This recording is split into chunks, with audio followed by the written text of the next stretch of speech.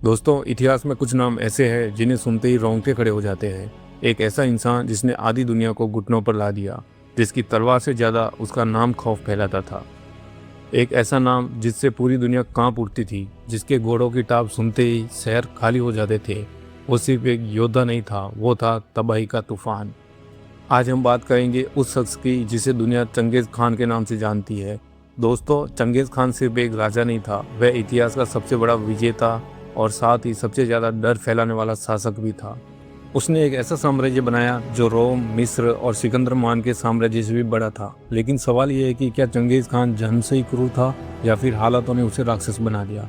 दोस्तों, आज की वीडियो में हम जानेंगे चंगेज़ खान की पूरी जिंदगी की कहानी, जन्म से लेकर मौत तक। दोस्तों, चंगेज़ खान का असली नाम तेमुजिन था। उसका जन्म लगभग 1162 ईस्वी में मंगोलिया के ओनो नदी के पास हुआ। उनका जन्म एक साधारण लेकिन योद्धा के परिवार में हुआ था। उसके पिता का नाम येसुगेई था। वे एक छोटे कबीले के मुखिया और बहादुर योद्धा थे। उसकी माता का नाम होयलुन था, जो खुद भी संघर्षशील और मजबूत महिला थी। जब तेमुजिन का जन्म हुआ तो कहा जाता है कि उसके हाथ में खून का थक्का बना हुआ था। मंगोल मान्यता के अनुसार यह संकेत था कि यह बच्चा आगे चलकर एक महान योद्धा बनेगा, इसलिए उसका नाम रखा गया तेमुजिन। यह नाम उसके एक दुश्मन योद्धा के नाम पर रखा गया, जिसे उसके पिता ने युद्ध में हराया था। तेमुजिन अभी सिर्फ 9 साल का था कि उसके जीवन की पहली सबसे बड़ी दुखद घटना हुई। उसके पिता को दुश्मन कबीले तातार ने जहर देकर मार दिया। पिता की मौत के बाद उसका पूरा परिवार असुरक्षित हो गया और यहीं से शुरू हुआ उसका असली जीवन का संघर्ष। पिता की मौत के बाद उसके कबीले ने उसके परिवार को कबीले से बाहर कर दिया, क्योंकि उनके पास अभी कोई ताकतवर पुरुष नेता नहीं था। मंगोल समाज में शक्ति सम्मान थी, इसलिए उसका परिवार जंगलों में छोड़ दिया गया, बिना सुरक्षा, बिना भोजन, बिना किसी सहारे के। अब शुरू हुआ था एक ऐसा बचपन जो किसी भी बच्चे को तोड़ सकता था। उसका परिवार जंगल में रहता था, जड़ों और घास पर जीना पड़ता था। कभी कभी कई दिनों तक खाना नहीं मिलता था। उसकी माँ होयलून ने अपने बच्चों को जिंदा रखने के लिए हर संभव संघर्ष किया था। गरीबी और भूख ने परिवार में तनाव पैदा कर दिया। तेमुजिन का एक बड़ा सौतेला भाई था बेगटर, जो अक्सर खाने पर कब्जा कर लेता था। एक दिन तेमुजिन और उसके सगे भाई खासार ने मिलकर उसके सौतेले भाई की हत्या कर दी। यह तेमुजिन का पहला खून था। यह घटना सिखाती है कि जीवन ने उन्हें बचपन में ही निर्दयी बनना सिखा दिया था। कुछ समय बाद तेमुजिन को उसके दुश्मन कबीले द्वारा पकड़कर गुलाम बना दिया गया। उसको लकड़ी की बेड़ियों से बांध दिया गया था। उसे जानवरों की तरह रखा गया, लेकिन एक रात उन्होंने पहरेदार से बचकर भागने में सफलता हासिल करी। उसे एक दयालु व्यक्ति ने छुपाया और बचाया। यह घटना उसके जीवन का टर्निंग पॉइंट बनी। अब उसने समझ लिया था कि अगर जीना है तो ताकतवर बनना पड़ेगा। इसके बाद उसकी दोस्ती एक ऐसे इंसान से हुई जिसने इतिहास बदल दिया। तेमुजिन की मुलाकात हुई जमुका से। दोनों ने ब्लड ब्रदर बनने की कसम खाई, लेकिन आगे चलकर यही जमुका उसका सबसे बड़ा दुश्मन बना। यहीं से मंगोल कबीलों की राजनीति में तेमुजिन का प्रवेश शुरू हुआ। उसके बाद जब उसकी शादी हुई तो उसकी पत्नी को मार्कित कबीले ने अपहरण कर लिया। अब पहली बार तेमुजिन ने सेना जुटाई, गठबंधन बनाया और हमला किया, और उसने अपनी पत्नी को छुड़ा लिया। यही उसका पहला सैन्य अभियान था। यही से उसने सीखा कि गठबंधन ही शक्ति है। जमुका से उसकी दुश्मनी कैसे हुई? जमुका अमीर और कुलीनों का नेता बन गया और तेमुजिन गरीबों और आम लोगों का नेता बना। मंगोल समाज दो हिस्सों में बढ़ गया। जमुका मानता था कि राजा सिर्फ खानदानी होना चाहिए, जबकि तेमुजिन मानता था कि नेता योग्यता से बनता है। उसकी यह सोच उसको बाकी सभी से अलग बनाती थी। उसके बाद तेमुजिन ने सबसे बड़ी क्रांति की। उसने मंगोल समाज की पुरानी व्यवस्था को तोड़ दिया। पहले जो सेना रिश्तेदारी से बनती थी, अब उसने अपनी सेना योग्यता से बनाई। दुश्मनों को भी अपने साथ शामिल किया और लूट का हिस्सा बराबर बांटा। इससे गरीब और आम योद्धा उसके साथ जुड़ने लगे। 1200 ईस्वी के आसपास तेमुजिन और जमुका का निर्णायक युद्ध हुआ। उसने जमुका को हराकर कई मंगोल कबीलों को झुका दिया। अब वह सिर्फ एक योद्धा नहीं रहा, वह एकता का प्रतीक बन गया। उसके बाद 1206 में मंगोलों की एक विशाल सभा बुलाई गई और उसमें तेमुजिन को एक नया नाम दिया, चंगेज खान। इसका अर्थ होता है संपूर्ण महासागर जैसा। अब वह सिर्फ एक कबीले का नेता नहीं, बल्कि संपूर्ण मंगोल राष्ट्र का शासक बन चुका था। चंगेज खान बनने की शुरुआत तलवार से नहीं, बल्कि भूख, विश्वासघात, गुलामी, संघर्ष और जीवित रहने की जिद से हुई। मंगोल सेना की ताकत। दोस्तों, शुरुआत में मंगोल सेना में सैनिकों की संख्या कम लेकिन शक्ति अपार थी। चंगेज खान के पास शुरुआत में सिर्फ 20,000 से 30,000 सैनिक थे, लेकिन आगे चलकर उनकी सेना लगभग 1 लाख से 1.5 लाख सैनिकों तक पहुंच चुकी थी। लेकिन खास बात यह थी कि उनकी सेना ने चीन, मध्य एशिया, फारस, रूस और यूरोप तक को हिला दिया। इतिहासकार कहते हैं कि मंगोल सेना संख्या में नहीं बल्कि संगठन में विशाल थी। दोस्तों, चंगेज खान के पास दुनिया की सबसे स्मार्ट सेना थी। मंगोल सेना ब्रूट फोर्स से नहीं बल्कि ब्रेन पावर से जीतती थी। उनकी रणनीतियाँ थी जैसे नकली पीछे हटना। पहले वे पीछे भागने का नाटक करते थे, जब दुश्मन उनका पीछा करते थे तो अचानक से चारों तरफ से हमला कर देते थे। यह तकनीक बार बार इस्तेमाल करते थे और हर बार सफल होती थी।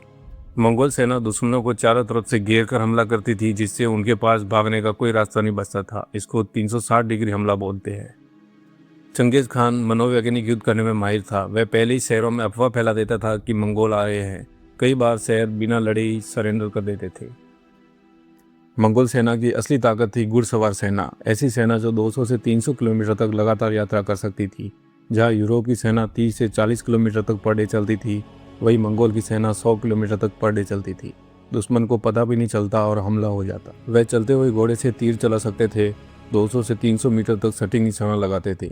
वह एक ऐसे धनुष का इस्तेमाल करते थे जो साइज में छोटा पर शक्तिशाली होता था। दोस्तों, मंगोल सेना का डिसिप्लिन बिल्कुल लोहे जैसा था। अगर कोई मंगोल सैनिक नियमों का उल्लंघन करता तो उसको सीधी मौत की सज़ा दी जाती थी। जैसे अगर कोई आदेश नहीं मानता, अगर कोई चोरी करता हुआ पकड़ा गया और किसी ने बिना आदेश के हमला कर दिया तो उसको सीधी मौत की सज़ा दी जाती थी। इससे हमेशा सेना संगठित रहती थी। दोस्तों, मंगोल सैनिक सिर्फ घुड़सवार नहीं थे, वो सीखने वाले योद्धा थे। उन्होंने चीन से कई वेपन्स बनाना और चलाना सीखे, जैसे कैटापुल्ट, गन पाउडर बॉम्ब्स। इन सभी से उन्होंने मजबूत से मजबूत शहर तक गिरा दिए। दोस्तों, चंगेज खान इतना साथी था कि वह युद्ध शुरू होने से पहले व्यापारियों के रूप में अपने जासूस भेजता था, जो शहर की सेना के बारे में, उसकी दीवारों के बारे में और पानी के स्रोतों की जानकारियां इकट्ठा करता था। इससे उनकी कमजोरियां पता चल जाती थी और युद्ध शुरू होने से पहले ही चंगेज खान की जीत तय हो जाती थी। दोस्तों, मंगोल सेना की गति ही उनका सुपर पावर थी। उनके चलने की स्पीड इतनी तेज थी कि वे एक साथ कई मोर्चों पर हमला कर सकते थे। दुश्मन को समझने का मौका ही नहीं देते। दिन रात चलते और घोड़ों का खून पीकर भी जीवित रह सकते थे। चंगेज खान की सेना का आतंक ही सबसे बड़ा हथियार था। अगर कोई राज्य विरोध करता तो उसकी पूरी आबादी खत्म कर दी जाती, और जब ये खबर चारों तरफ फैलती तो आगे आने वाले 10 राज्य बिना लड़े ही सरेंडर कर देते। यह उसकी फियर स्ट्रेटजी थी। चंगेज खान और उसके उत्तराधिकारियों ने चीन, फारस, मध्य एशिया, रूस, पूर्वी यूरोप सबको जीत लिया और इस तरह बना मंगोल साम्राज्य दुनिया का सबसे बड़ा कॉन्टिजियस एम्पायर। जब चंगेज खान ने चीन पर हमला किया तो पूरा उत्तर चीन जल गया, लेकिन असली तबाही आई ख्वारिज्म साम्राज्य पर, जो आज का ईरान और उज्बेकिस्तान है। सब उसके निशाने पर थे, लेकिन क्यों? क्योंकि उन राज्यों में उसके व्यापारियों को मार दिया गया था, और जब उसने बदला लिया तो वह इतिहास का सबसे भयानक बदला था। वहाँ का शहर था बुखारा, जहाँ पर चंगेज खान ने मस्जिद पर खड़े होकर कहा कि मैं ईश्वर की सजा हूँ। अगर तुमने बड़े पाप ना किए होते तो ईश्वर मुझे तुम्हारे पास नहीं भेजता। इसके बाद पूरा शहर लूट लिया गया, लोगों को जिंदा जलाया गया, सिर काटे गए, यहाँ तक कि बच्चों तक को नहीं छोड़ा गया। दूसरा शहर था समरकंद, जहाँ पर लगभग 10 लाख लोग मारे गए। इतना बड़ा नरसंहार हुआ कि कहा जाता है कि उस शहर के हर इंसान को मारने का आदेश था, यहाँ तक कि वहाँ के कुत्ते और बिल्लियों को भी। चंगेज खान इतना क्रूर था कि उसने वहाँ पर मृतकों की खोपड़ियों से मीनारें बनाई। यह सिर्फ युद्ध नहीं था, यह आतंक का संदेश था। चंगेज खान जानता था कि डर तलवार से ज़्यादा ताकतवर होता है, इसलिए एक शहर को पूरी तरह नष्ट किया जाता ताकि आगे आने वाले 10 शहर बिना लड़ाई के आत्मसमर्पण कर दें, और यही हुआ। कई शहरों ने बिना युद्ध के हार मान ली। चंगेज खान के लिए सबसे महत्वपूर्ण चीज़ थी वफादारी। अगर कोई व्यक्ति अपने नेता के प्रति सच्चा था तो वह उसका सम्मान करता था, यहाँ तक कि अपने दुश्मनों के वफादार सैनिकों को भी वह अपने साम्राज्य में उच्च पद देता था। उसका सिद्धांत था कि वफादारी खून से नहीं, चरित्र से आती है। दोस्तों, चंगेज खान के शासन में जो लोगों को पद मिलते थे वो उनकी समझदारी, बहादुरी और नेतृत्व क्षमता से मिलते थे। एक साधारण सैनिक भी वहाँ पर जनरल बन सकता था। यह व्यवस्था आज की आधुनिक सिस्टम जैसी थी। चंगेज खान अच्छी तरह समझता था कि दुश्मन के मन में डर पैदा करके युद्ध को आसानी से जीता जा सकता है।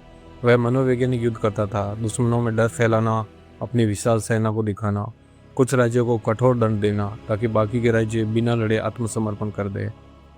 चंगेज खान ने अपने साम्राज्य के लिए एक कानून व्यवस्था बनाई जिसे यासा कहा जाता था। यह उसके साम्राज्य का सर्वोच्च कानून था। उसने इस कानून के अंदर सभी धर्मों को सम्मान दिया था। जब दुनिया धार्मिक युद्धों में उलझी हुई थी तब चंगेज खान धार्मिक सहिष्णुता लागू कर रहा था। उसके कानून महिलाओं को भी अधिकार देते थे, जैसे संपत्ति रखने का अधिकार, व्यापार करने का अधिकार, राजनीतिक भूमिका निभाने का अधिकार। उसकी बेटियां प्रशासन संभालती थी। यासा के सख्त नियम थे, जैसे चोरी करना एक गंभीर अपराध था। सेना में अनुशासन तोड़ना दंडनीय था और विश्वासघात की सजा मौत थी। आत्मसमर्पण करने वाले नागरिकों को रक्षा दी जाती थी। चंगेज खान ने अपहरण पर रोक लगाई। उस समय दुल्हन का अपहरण एक आम बात थी, लेकिन चंगेज खान ने इसे अपराध घोषित कर दिया। यह उस समय के लिए एक क्रांतिकारी कदम था। उसने व्यापार को बढ़ावा दिया, जैसे व्यापारियों की सुरक्षा, सिल्क रूट को सुरक्षित बनाया, यात्रा की अनुमति प्रणाली लागू की, जिससे व्यापार तेजी से बढ़ा। उसने जनगणना करवाई, कर प्रणाली बनाई और एक प्रशासनिक ढांचा तैयार किया। पर्यावरण सुरक्षा के लिए भी उसने कदम उठाए, जैसे उसके कानूनों में जल स्रोतों को गंदा करना एक अपराध था। यह एक प्रारंभिक पर्यावरण संरक्षण की नीति थी। चंगेज खान की सोच 3 स्तंभों पर आधारित थी: न्याय, एकता और अवसर। चंगेज खान की मृत्यु 1227 ईस्वी के आसपास हुई। उस समय वह एक चाइनीज साम्राज्य के खिलाफ अपना आखिरी अभियान चला रहा था, यानी वह अपने जीवन के अंतिम समय में भी युद्ध में सक्रिय था। उसकी मौत अचानक रहस्यमयी तरीके से हुई। उसके मरने का असली कारण कभी सार्वजनिक नहीं किया गया। उसकी सेना ने भी उसकी मृत्यु को छुपाया, और इतना ही नहीं, उसकी मृत्यु के बाद भी युद्ध को जारी रखा गया ताकि दुश्मनों को पता न चल सके। इतिहासकारों ने उसकी मौत के बारे में कई संभावनाएं जताई। पहली संभावना यह है कि वह युद्ध में घायल होकर उसकी मृत्यु हो गई। कुछ इतिहासकार मानते हैं कि चाइना के खिलाफ युद्ध के दौरान वह घोड़े से गिर गया था और उसको इतनी गंभीर चोट आई कि वह बच नहीं सकता।